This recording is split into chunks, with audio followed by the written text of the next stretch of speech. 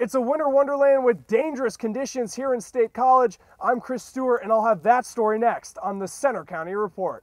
Even when this place is empty, it's still a target. That's why Lombardi thinks that there needs to be more police in the area when it's not game day. Yeah, I spoke to many students and they told me that they found out about this story first on websites like Facebook and Twitter, and even now thousands are still showing their support online. Now, the death penalty could be an option in this case because the defendants are charged with first-degree murder. It'll be interesting to see if that does come into play as this case moves forward in the coming months. Amy, Lenny, back to you. I'm thinking about it, like people just keep talking about it. I think I was more affected than I thought I would be.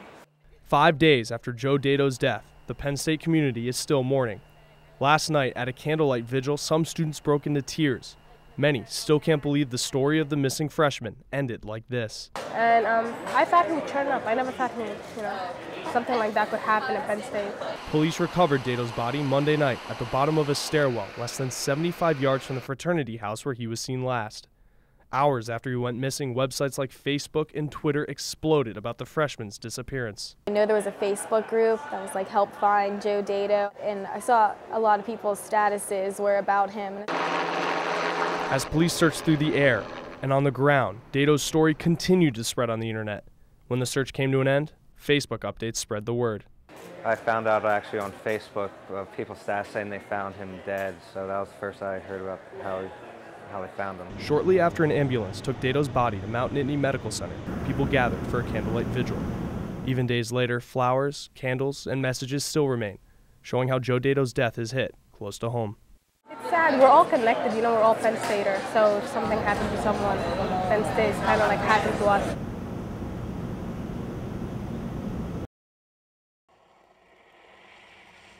The amount of snow that was in the trees last night, and then when you came out this morning and saw the additional snow, I knew there was going to be trouble. Over 10,000 Allegheny Power customers in Center County awoke without power this morning. Residents walked outside to see fallen tree limbs and power lines. Bob Hunter has spent most of his morning cleaning the many fallen limbs around his yard. Chaotic right now. We don't know how much damage is done. I was very concerned about the roof, of course. This kind of snowfall typically doesn't come around till later in the year when the leaves have already fallen off the trees. But since the leaves are still here, they're being weighed down, causing many trees to break.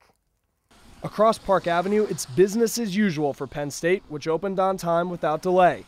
The dangerous cold conditions could mean some empty classrooms in University Park.